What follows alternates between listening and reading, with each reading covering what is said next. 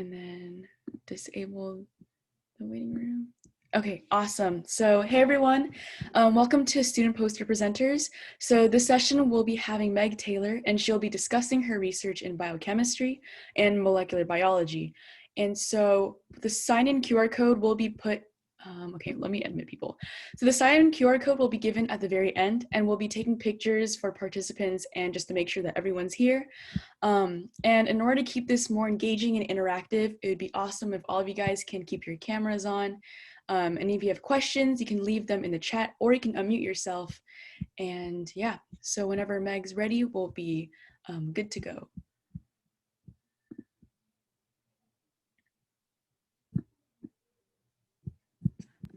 Awesome. Let me just share my screen really quickly.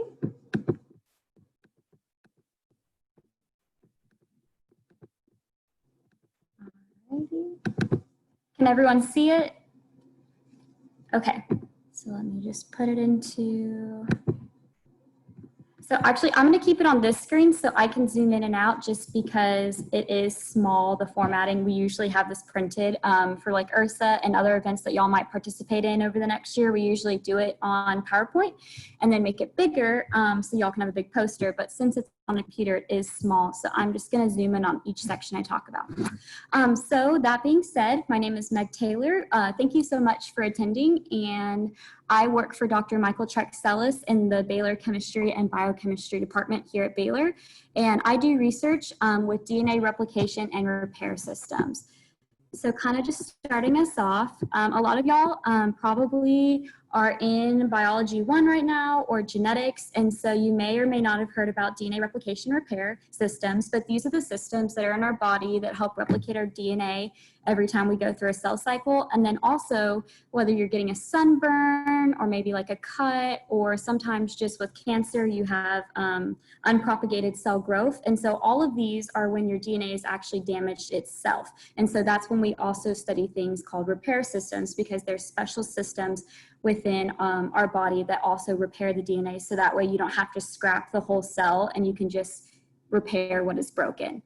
So specifically with me and my research, I work under a graduate student named Hamasha Pereira, and she looks at the bacterial replosome, as y'all can see right here. And so like y'all can maybe identify from genetics, we have a leading strand and a lagging strand during the synthesis of your DNA. And during that, you have things such as helicases that come in and unzip your DNA. You have a primer sequence, which will attach to help the lagging strand synthesize. And then you have these things called polymerases, which actually synthesize the DNA. And so specifically zooming in a little bit more, I work with purification of these polymerase systems. So purification is just growing up bacteria and then isolating the specific proteins that I want to be able to study and make mutants of. And so what I'm specifically looking at is I'm looking at this 4-complex polymerase right here. Specifically, I look at these 3, and then my graduate student looks at the beta, but these come together to give different active site purposes for that polymerization process. And so if there's mutations in different things, such as a mutation in alpha, then it may not polymerize. Or if there's a mutation in epsilon, it may not be able to do some like auto-correcting that it does as it replicates. And so what we want to do is purify this protein and then also make mutants of it, so that way we can study it and study greater implications that it has on cancer, and maybe have like drug targets for those in the future if you end up having a polymerase that's broken in your body. So all that to say, I was handed a method of purifying these proteins so we could study them in different benchtop assays. But we ran across quite a bit of issues with the protein that I was given in this particular bacteria I was given.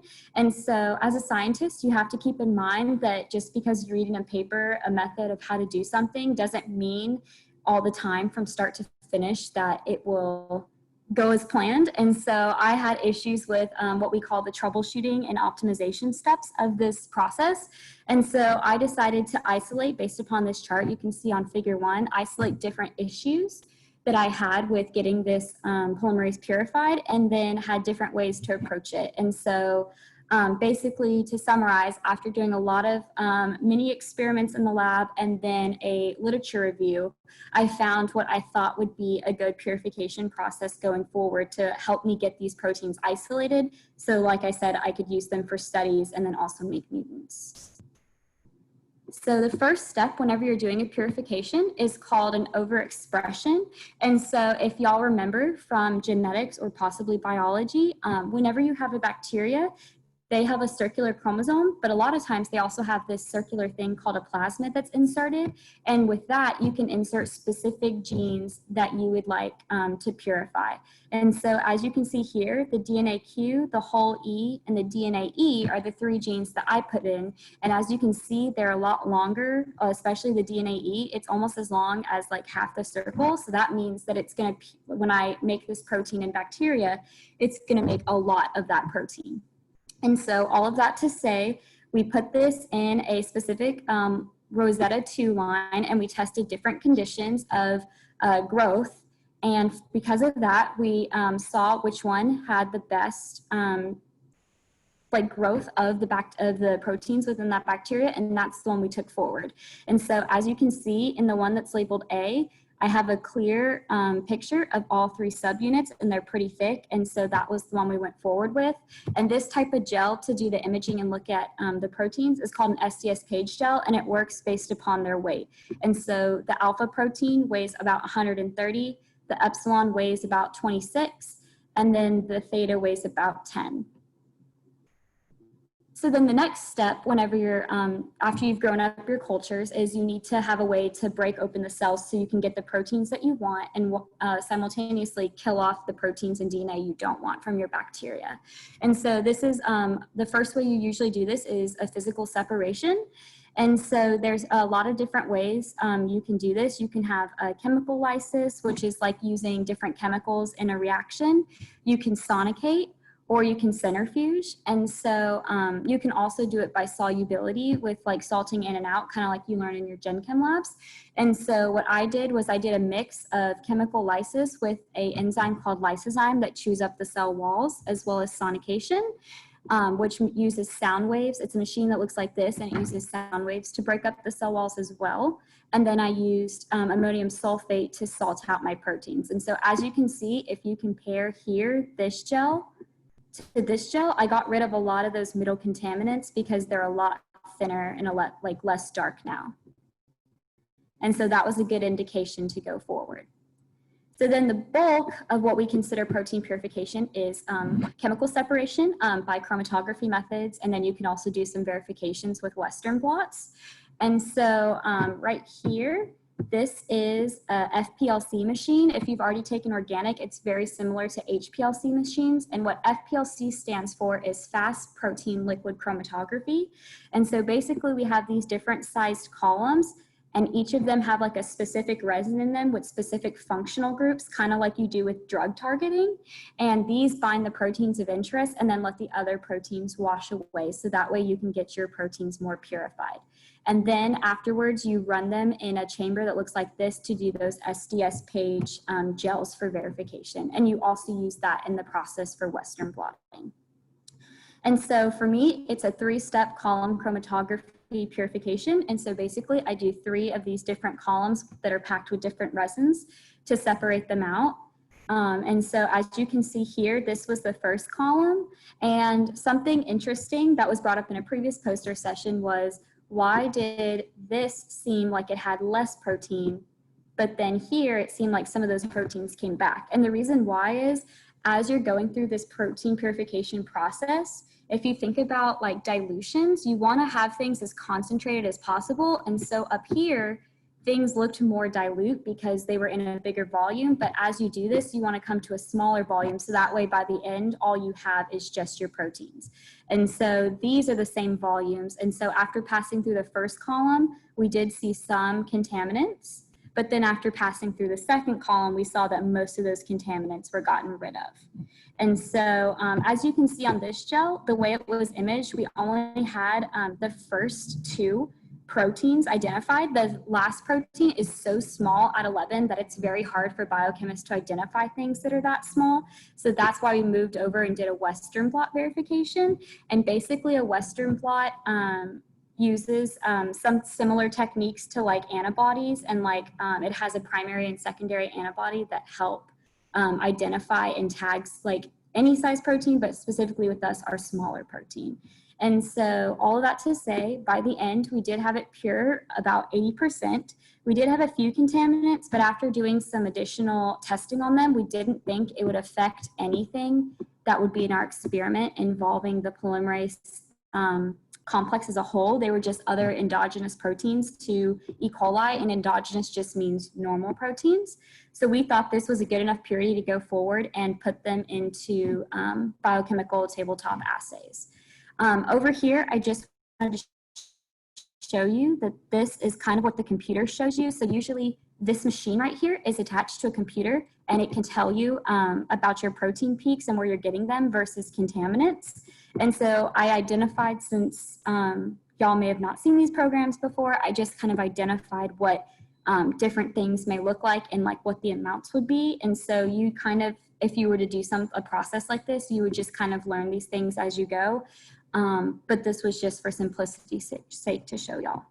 And so all of that to say, before I finished this poster, or after I finished this poster, I actually did my first benchtop assay with my polymerase. So I actually did attach that here to show y'all.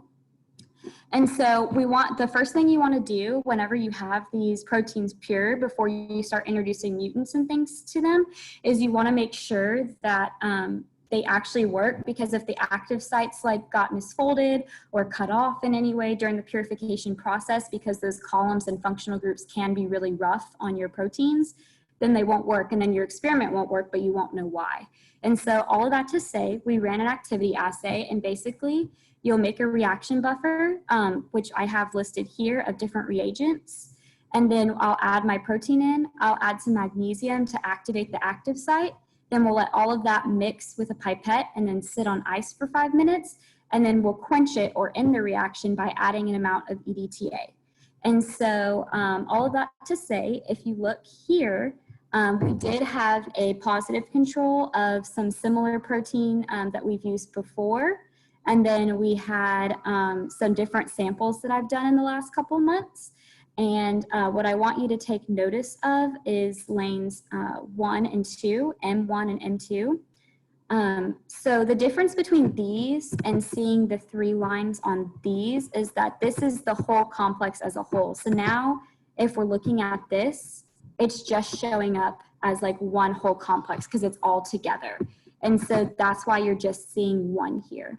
But what's interesting here is you are seeing these 2 lanes. And actually what that means, I should have put an image, so I apologize. But if you think about this polymerase, it had 3 different proteins attached to it, right? So each of these have their own active site that do different things to DNA.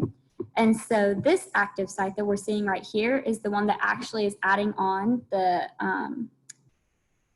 DNA bases as you go down the leading and lagging strands. And then this one down here is the one that's chewing it up if there's like a mistake being made. And so that's called exonuclease activity. And so, yes, all of that to say, it was good to see that both the functional groups that, or both of the active sites that we were looking for were working, because it did have both the polymerization and the exonuclease activity. And then in these July samples, which weren't as pure, they didn't have that activity. So maybe the epsilon wasn't functioning properly. And so all of that to say, we are going to go forward now with taking these and exposing them to like different ways of making mutations, whether that's RNA interference with siRNAs or possibly CRISPR. And then we're going to compare the mutant activity to the regular activity. That way we can tell, like, if this cancer was introduced with this mutation, is there a way we could target drugs with this? So with that, I just want to come down here to my acknowledgements and say thank you so much to the Trexellus Laboratory for mentoring me over the past year with everything they've done. Also to my department for setting me up with this awesome opportunity to do research. and then the Baylor OVPR office, as well as the undergraduate research office with Dr. Rosalia Klausmeyer. So with that, I can take any questions. And you can just unmute yourself if you have anything to ask. All right, we have one question in the chat. They're asking, how did making the plasmid with the desired DNA during the protein production process?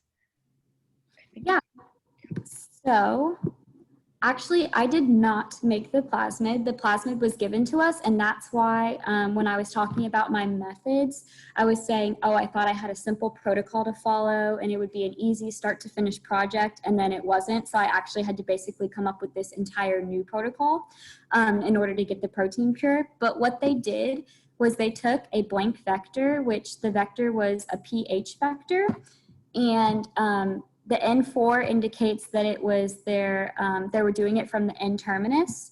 Whenever the protein is made, they're adding it to where the N terminus would be in relation. If you think about how proteins go from the N terminus to the C terminus, and then you think backwards of how DNA goes from the 5' to 3', they were putting it closer to the N terminus, which is usually closer to the 5' of DNA. And then this was their 4th time at trying to make it, so that's why it was labeled 4. And so all of that to say that it was the PHN4 vector, and there are these things called multiple cloning sites that you use restriction enzymes to cut.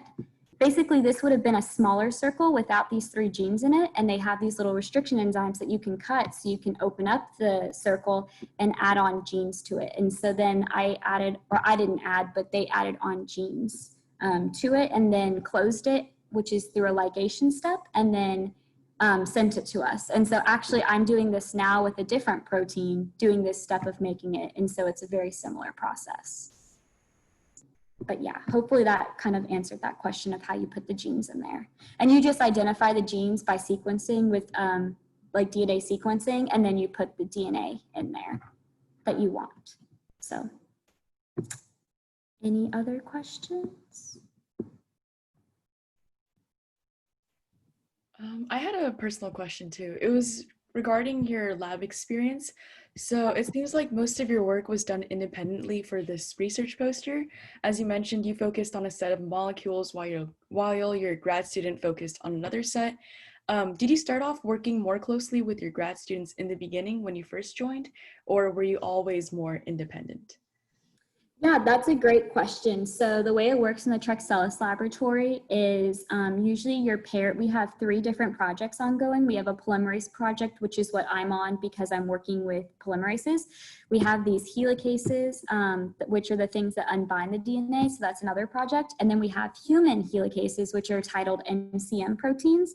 And that's another project. And so usually what we do with our incoming undergraduates is we pair them with a graduate student, and they will learn basic things like how to make buffers. Because I promise you, I've taken Gen Chem Lab, I've taken all the bio labs, but when I got in there and I saw the way they did like MV1 equals MV2, I was just like, oh wait, you have to take into consideration if it's 100x or 1000x concentration and stuff like that. And so they start you off with really easy things like that to make sure you understand.